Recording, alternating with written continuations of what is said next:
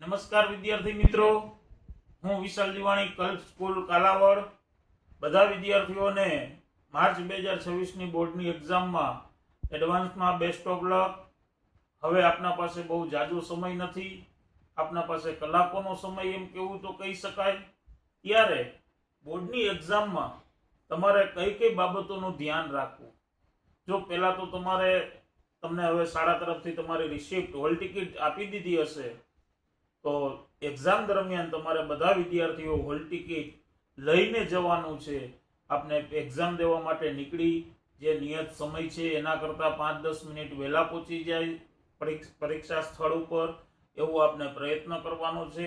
અને જ્યારે આપણે નીકળી ત્યારે ખાસ હોલ ટિકિટ ભૂલવાની નથી, કારણ કે હોલ ટિકિટ વગર પ્રવેશ આપવામાં આવશે નહીં. આ મેઇન મુદ્દો છે, ખાસ ધ્યાન રાખજો. તમારા સમય કરતાં 10 થી 15 મિનિટ વહેલા પહોંચો. ખાસ જે વિષયનું પેપર છે તેમાં જે જરૂરી સાધનો હોય એ પણ સાથે રાખવા, કારણ કે બોર્ડની એક્ઝામમાં તમને કોઈના સાધનોમાં તમારી સ્કૂલમાં એવું હોય કે આપને પરિકરની જરૂર પડે તો આપને બાજુવાળા પાસેથી ટીચર્સને સુપરવાઇઝરને કહીને લઈ શકતા હતા. બોર્ડમાં એવું કોઈ નિયમ હોતો નથી. એટલે પરિકર, સ્કેલ, જે પેન્સિલ જે જરૂરી હોય સાથે લઈને જવું, ક્યારેય ભૂલવું નહીં. હોલ ટિકિટ એક્ઝામ પૂરી થઈ ગયા પછી હોલ ટિકિટમાં તમારે જે બારકોડ સ્ટીકર ઉપર આન્સર કી નંબર આવે ભૂલ્યા વગર લખવાનું, કારણ કે જ્યારે પેપર ખોલાવશો ને ત્યારે એ નંબરની જરૂર પડતી હોય. તો આ વસ્તુ લખવાની છે, સુપરવાઇઝરની સાઇન કરાવવાની છે. અને પેપર પૂરું થયા પછી તમારે હોલ ટિકિટ લઈને આવવાનું છે. ત્યાં સ્કૂલમાં ભૂલી ન જાવ, તેની ખાસ તકેદારી રાખજો. આ મારી ખાસ સૂચના છે બધા વિદ્યાર્થીઓને. હવે બોર્ડનું પેપર લખતી વખતે કેવી કેવી બાબતોનું ધ્યાન રાખવું એની થોડીક આપણે ચર્ચા કરી. તો કે શાળા તરફથી તમને જે સૂચનાઓનું પાલન કરવાનું કીધું છે ને, એ સૂચનાઓનું પાલન કરવાનું છે. ખાસ પેપર લખો ત્યારે તમારે જે જરૂરી પેન છે એ પેન લઈને જ આવી. ત્યાર પછી પરીક્ષા કેન્દ્રમાં જરાય ગભરાવાનું તો નથી જ. ભલે સ્કૂલ બીજાની છે, સુપરવાઇઝર બીજા આવશે, એને જ બોર્ડની એક્ઝામ કહેવાય.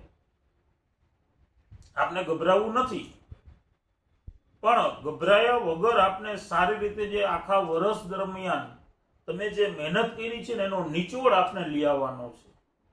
એ નિચોડ 3 કલાકમાં ગભરાયા વગર નિડરતાથી લખવાનો છે. તમને પાસ થવું અને સારામાં સારા ટકા સાથે પાસ થવું એમાં કોઈ રોકી નહીં શકે, સિવાય તમારી મહેનત. તમારી મહેનત તમે આખું વર્ષ કરી છે અને હજી જે સમય છે આપના પાસે, એ મહેનત, એ સમયમાં પૂરેપૂરી મહેનત ધગશથી મહેનત કરી અને આપને પૂરેપૂરું આપના ધોરણ 10નું જે વળતર છે ને એ આપને લેવાનું છે, ઊભું કરવાનું છે. ખોટી પેપરમાં છેકછાક ન કરવી, નવો વિભાગ નવા પન્નેથી લખવો, આ મુદ્દો ખાસ ધ્યાન રાખજો. છેકછાક થાય 100% વિદ્યાર્થી છે, ભૂલ ગમે નહીં થાય, પણ છેકછાકમાં એવું ઘૂંટવાનું નથી. ખાલી 2 લીટા કરી અને એ વાક્ય અથવા શબ્દ જે ભૂલ થઈ છે એ ફરીથી તમારે ત્યાં લખી નાખો. આ વસ્તુ ખાસ યાદ રાખજો. બીજું કે ઉત્તરવહી પર યોગ્ય વિગત તમારે ભરવાની છે. બારકોડ સ્ટીકર તમારા સુપરવાઇઝરો ધ્યાન રાખીને ચોંટાડતા જ હશે તમારા પેપરમાં, તેમ છતાં પણ એક ફેરે તમારે જોઈ લેવાનું કે બારકોડ સ્ટીકર ઉપર આપનો જ સીટ નંબર છે ને. હા, આ ધ્યાન રાખજો, કારણ કે મેઇન વસ્તુ તમારા માર્ક તમારા બારકોડ ઉપર બને છે. એટલે ખાસ બારકોડ સ્ટીકર, ખાખી સ્ટીકર લગાવવાનું ભૂલવાનું નહીં. અમને તો બહોળો અનુભવ છે, બોર્ડના પેપર જોવા જાય અમે ઘણી વખત એવું પણ અનુભવ કરેલો છે કે ખાખી સ્ટીકર છે ને એ સૂચના ઉપર લગાવેલો હોય, સીટ નંબર અમને દેખાતા હોય છે. મેં 2 પેપર એવા અનુભવ કર્યા છે. એટલે આ વસ્તુ ખાસ ધ્યાન રાખજો. તમારે ક્યાં ખાખી સ્ટીકર લગાવવાનું છે હજી ન આવડતું હોય તો તમે સુપરવાઇઝર પહેલા જ દિવસે સુપરવાઇઝર પાસેથી તમે પૂછી શકો છો અને શીખી લેવાનું. પછી બીજા દિવસથી તમારે ખાખી સ્ટીકર કેમ લગાવવું. ખાખી સ્ટીકરમાં એક એરો હશે ને એક તમારી જે જવાબ વહીને આપશે ને એરો હશે, 2 એરા સામસામે આવે એવી રીતે ખાખી સ્ટીકર લગાવવાનું. આ ખાસ ધ્યાન રાખજો.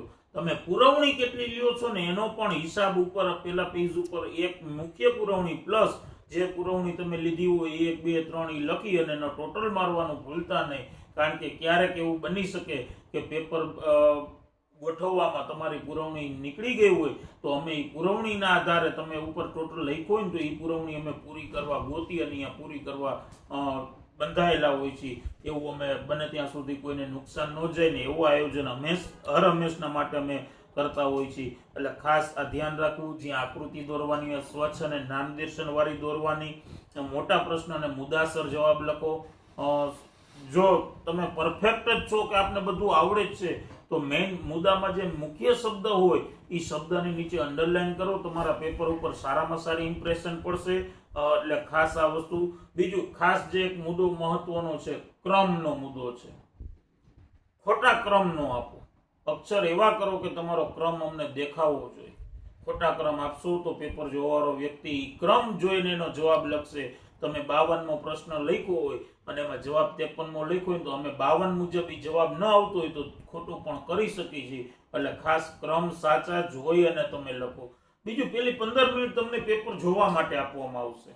તે દરમિયાન તમે જોઈ લો કે આપને જે પ્રશ્ન આવડે છે ને એની ઉપર ટિક માર્ક કરી નાખવાનું છે કે આ પ્રશ્ન મને આવડે છે, આ પ્રશ્ન મને આવડે છે, આ પ્રશ્ન આવડે છે.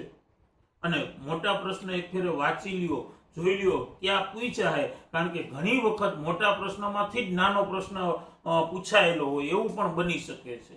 અને નાનો પ્રશ્ન ન આવડતો હોય પણ પેલા મોટા પ્રશ્ન જોયા હોય તો આપને એ નાનો પ્રશ્ન ન આવડતો હોય તો એ બાકી રાખવાનો. જ્યારે મોટો પ્રશ્ન આખો લખી નાખો ને ત્યારે એમાંથી જ નાનો પ્રશ્ન પૂછાયેલો હોય એનો જવાબ આપને મળી જાય છે. અને પેપર પૂરું થયા પછી પેપરને જેટલો સમય તમારા પાસે હોય ને એટલો સમય પેપરને જોયા રાખો. એક એક પ્રશ્ન તમે લખ્યો છે એ ફરીથી વાંચો. એમાં જો તમારી ભૂલ હશે તો તમને મળી જશે ભૂલ, તો એ ભૂલ તમે સુધારી શકશો અને તમારા માર્કમાં વધારો તમે કરી શકશો. અસ્તુ. જય હિન્દ, જય ભારત. ફરીથી ધોરણ 10 અને 12ના વિદ્યાર્થીઓને બેસ્ટ ઓફ લક.